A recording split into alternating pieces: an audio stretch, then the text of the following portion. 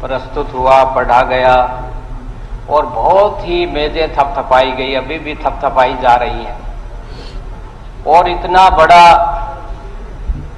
Booklet, मैं भी प्रशासनिक अधिकारी रहा हूं, बजट पढ़ते रहे हैं, लेकिन हमने सोचा कोई बहुत कुछ निकल के आएगा। इसको पढ़ने के बाद बीपीएल जो परिवारों की संख्या, जैसा सब पहले भी चर्चा हुई है, काफी बढ़ोतरी हुई है, वो 1.5 साल में हुई है। उनको किस तरह से उनका उत्थान हो, कोई चर्चा नहीं है इसमें। अनुसूचित वर्ग, पिछड़े वर्ग की किस तरह से उनको उठाया जाए, कोई इसके अंदर ठोस किसी किस्म की प्रपोजल नहीं है। किसानों की दशा सुधारने की बात, क्या होता है कि जब किसान खेत में बुआई करता है, उसको बीज मिलना चाहिए, दवाई मिलनी चाहिए, सिंचाई की बात होनी चाहिए, उसके खाड़ों को ठीक करने की बात होनी चाहिए। डिस्ट्रीब्यूटरीज हैं, कहां से कहां लिंक होती है, उनकी क्या कंडीशन है, उस पर बात होनी चाहिए। पानी भी नहीं पहुंचता। जब फसल भगवान बारिश करता है और फसलें तैयार होती हैं, और बाद में जब वो किसान मंडी में लेकर के आता है, तो वहां पे एमएसपी पे लेने में भी मुश्किलें उसको आती हैं, बेचने में भी मुश्किलें आती हैं। मेरे बालसमंद एक बहुत बड़ा गांव है आदमपुर हलके का, उसमें 15 एकड़ में मंडी है सन 75 से। उस मंडी को जाके देखें, वो बंजर बाउंड्री वॉल टूटी हुई है, जंगल खड़ा है, क्योंकि बालसमंद है वो राजस्थान से लगता हुआ बॉर्डर पे गांव है। जब राजस्थान में हम हरियाणा से एंट्री करते हैं और राजस्थान का जब सीन देखते हैं, तो जांटियों के पेड़ होते हैं, टिब्बे होते हैं, एक बदलाव सा आता है कि कुछ चेंज आया। बट यहाँ पे उलट है। जब राजस्थान से बालसमंद में आते हैं, वो बिल्कुल रोड पे मंडी है। इसी तरह से युवाओं को रोजगार देने की बात, धरातल पर आम आदमी की क्या जरूरतें हैं, उनके मद्देनजर रखते हुए सड़कें, बिजली, पानी, शिक्षा आदि के क्षेत्रों में किसी तरह का कोई ठोस प्रस्ताव इसमें नहीं है।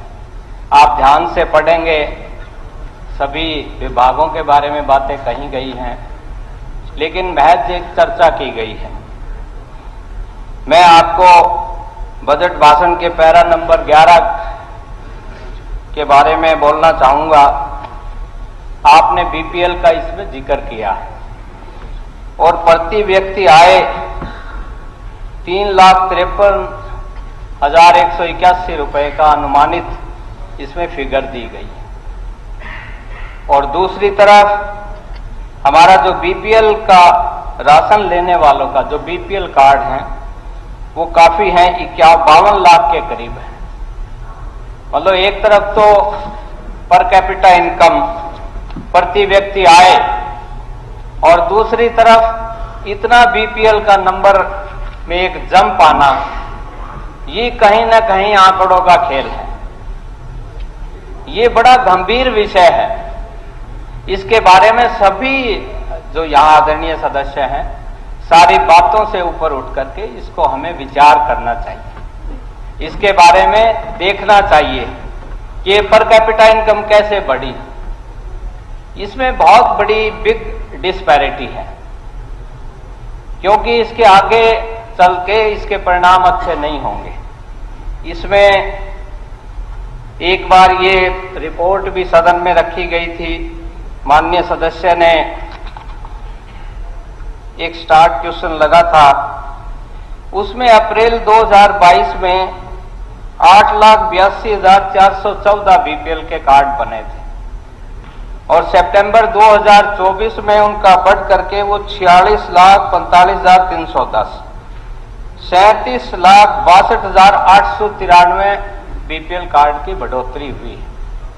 तो ये बहुत ही एक गहराई पे जाने का विषय है। अध्यक्ष जी, मैं आपके माध्यम से सरकार से, माननीय मुख्यमंत्री जी से अनुरोध करूंगा कि इसके बारे में ना केवल ये कह देना कि हम इंक्वायरी करेंगे, इसके बारे में पूरी रिपोर्ट सदन के पटल पर रखी जानी चाहिए। इसके बारे में गहराई से जांच इसकी होनी चाहिए। इसके क्योंकि जब इसका पर कैपिटा इनकम का और प्रति व्यक्ति आय जो भी है, मुझे ऐसा लगता है कि इसको गुड़गांव शहर को, फरीदाबाद शहर के इलाके को कंसिडरेशन में लिया गया है, बड़े बड़े शहरों को लिया गया है। लेकिन जो एक गांव में रहने वाला, बड़े गांव में काम करने वाला, छोटी मंडियों में काम करने वाला, हमारे तहसील और सब डिवीजन पे काम करने वाले, उनका क्या इसके अंदर किस तरह से उनका माइक्रो लेवल इंडस्ट्रीज की, मुझे लगता है कहीं न कहीं मिसिंग है, ये लिंक नहीं हुआ। अगर लिंक होता तो ये जो हमारी पर व्यक्ति आय है इसकी ये फिगर नहीं आती। तो मेरा यही सरकार से, अध्यक्ष जी आपके माध्यम से मांग है कि इसमें सही जो पिक्चर है वो सदन के पटल पर रखी जानी चाहिए, ताकि हरियाणा की जनता को ये पता लग सके। क्योंकि वो एक बड़ा दौर था, चुनाव का समय था, और इस तरह से इतना जंग, और कहीं न कहीं जो सरकारी खजाना है उस पे बड़ा भारी, इस पे बोझ आया है। तो ये सारी बातें देखने की बात है। दूसरा, मैं आपके सामने अध्यक्ष जी, इसमें अनुसूचित वर्ग, पिछड़े वर्ग के बारे में भी बजट के आंकड़े इसमें दिखाए गए हैं। इसमें कोई ज्यादा ऐसा कुछ बजट नहीं प्रोविजन किया गया कि जिससे बहुत बड़ा, क्योंकि महामहिम गवर्नर साहब के अभिभाषण को ध्यान से पढ़ें तो गरीबों के उत्थान की बात कही हुई है, पिछड़े वर्ग के लोगों के उत्थान की बात कही हुई है, हमारे दूसरे सभी जो गरीब हैं, युवा, सबके कल्याण की बात उसमें कही गई है। इसमें एक पॉइंट नंबर 126 है, उसमें सिर्फ ये लिखा गया है कि पिछड़े वर्ग के उद्यमियों के लिए 25 लाख रुपए के ऋण की बात कही गई है। इसके लिए बजट में 50 करोड़ का प्रोविजन किया गया है। आप 25 लाख एक एंटरप्रेन्योर को पैसा दिया जाएगा, 50 करोड़ में कितने लोग आए? सिर्फ महज 200 लोग। 22 जिले हैं, हर जिले में 10 से ज्यादा फिगर नहीं इसमें बनती। तो ये कम से कम मेरा अनुरोध है कि ये 500 करोड़ होना चाहिए। इसके साथ साथ हरियाणा बैकवर्ड क्लास निगम चलाया जा रहा है, भारतीय जनता पार्टी की सरकार है पिछले 10 साल से। अध्यक्ष जी, उस निगम की क्या एनुअल रिपोर्ट है? कितने लोगों को वहां पे फाइनेंस किया गया, कितने लोगों को किस तरह से वहां हुआ? महज एक अध्यक्ष लगते हैं, अधिकारी लगते हैं, फील्ड में उनके डीएम है नहीं, एक डीएम को 4-4 जिलों का चार्ज दिया हुआ है। तो किस तरह से? तो हमें ये बड़ा, इसमें सरकार को, माननीय मुख्यमंत्री जी से मेरा अनुरोध है आपके माध्यम से कि पिछड़े वर्ग के प्रति, अनुसूचित वर्ग के प्रति, गरीब के प्रति, किसान के प्रति जब चुनाव आता है तो हम सभी राजनीतिक लोग बड़ी चर्चाएं करते हैं, बड़ी बड़ी बातें करते हैं उनके उत्थान की, उनके कल्याण की, उनके शिक्षा की, परंतु बजट से ये लगता है कि उन लोगों की जो पहचान थी वो सिर्फ चुनाव तक थी। आप ये देखिए, 35 से 40% पिछड़े वर्ग की जनसंख्या है हरियाणा में। कहां पे क्या बजट उनको अलॉट किया गया है? कहीं कोई प्राथमिकता उनको नहीं दी गई। तो मेरा ये कहना है अध्यक्ष जी आपके माध्यम से कि इस बारे में विचार किया जाए, बजट को बढ़ाया जाए, और जो कॉरपोरेशन है उसको एक्टिव किया जाए, और कैसे हम गांव में रहने वाले, बड़े गांव में, छोटे गांव में, ढाणियों में उनको फायदा पहुंचाएं ताकि उनका जीवन स्तर उठे, बच्चों की अच्छी एजुकेशन हो। ये इसमें बजट में इसका प्रोविजन किया जाना बहुत ही आवश्यक है। तीसरा, यहाँ पे सिंचाई विभाग की बात है, इसमें 10% की ग्रोथ की गई है, कुल बजट का 2%, 2.9 इसमें बढ़ाया गया है। लेकिन अगर हम वहां धरातल पे जाके देखें तो आज सिंचाई का पानी किसान के खेत में नहीं पहुंचता है, कारण मैंने बताए। और ये सही वहां पे धरातल का सीन है। उसमें एक योजना बनाई जाए, हमारे खाले पक्के करने की 20 साल की उसकी वो टाइम फिक्स है, उसको कम किए बगैर गुजारा नहीं है। वैसे तो किसान को हम इग्नोर करते रहे, बात किसान की करते रहे, हमारा अन्नदाता है, हमारे लिए बहुत कुछ करने वाला है, हमारा पेट पालता है, परंतु हम क्या करने जा रहे हैं, ये एक बहुत गंभीर मुद्दा है। आपने SYL की बात कही, बजट में कही कि SYL का पानी लाएंगे, SYL के पानी के लिए।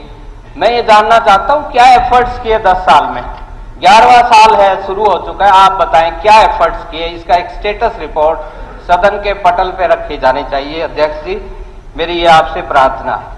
शिक्षा की बात कही, बहुत नेग्लिजिबल उसमें अंदर बजट में बढ़ोतरी की गई है। मेरे हल्के में अध्यक्ष जी बालसमंद गांव में गवर्नमेंट कॉलेज है, वो सन 2017 में चालू हुआ था। आज भी वो प्राइमरी स्कूल में क्लासेस लग रही हैं।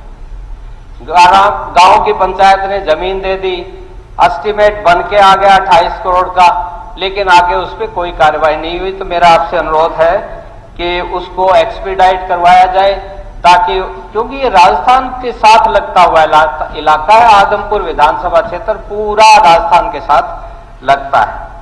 इसके साथ साथ B&R की बात है, बताई जा रही थी बड़ी अच्छी सड़कें बनी हुई है। भाई, नेशनल हाईवे से, स्टेट हाईवे से आप लेफ्ट राइट होइए, आपको पता लगेगा कैसी सड़कें हैं। सड़कें सभी 70% सड़कें टूटी हुई हैं। माननीय मंत्री जी हमारे बहुत ही आदरणीय हिसार से हैं, वो भी घूमते हैं, जाते हैं। जब मैं भी जाता हूं हल्के में, आदमपुर, बरवाला, नलवा, सड़कों की हालत सुधारने की जरूरत है। तो इसमें एक सर अध्यक्ष जी IMT की प्रपोजल्स इसमें रखी है, 10 नई IMT बनाने की। तो मेरा ये है कि एक IMT हिसार, भिवानी, फतेहाबाद, और क्योंकि ये सेंटर है वहां का, एक IMT का स्थापना हिसार में की जानी चाहिए थी। इसके साथ साथ पब्लिक हेल्थ की बात है, इसमें आज वो सीन नहीं है अध्यक्ष जी। बहुत जो रिजर्व है वो अंडर कैपेसिटी के हैं वाटर वर्क्स, और बहुत से गांव में वाटर वर्क्स है नहीं, और जब कैनाल क्लोजर आता है तो पीने को पानी उनको नहीं मिलता। तो इस तरह की ये योजनाएं का बजट में प्रावधान किया जाना चाहिए। बाकी ढाणियों की बात है, उसमें भी सुधार होना चाहिए। आपका बहुत बहुत धन्यवाद। सावित्री जिंदल।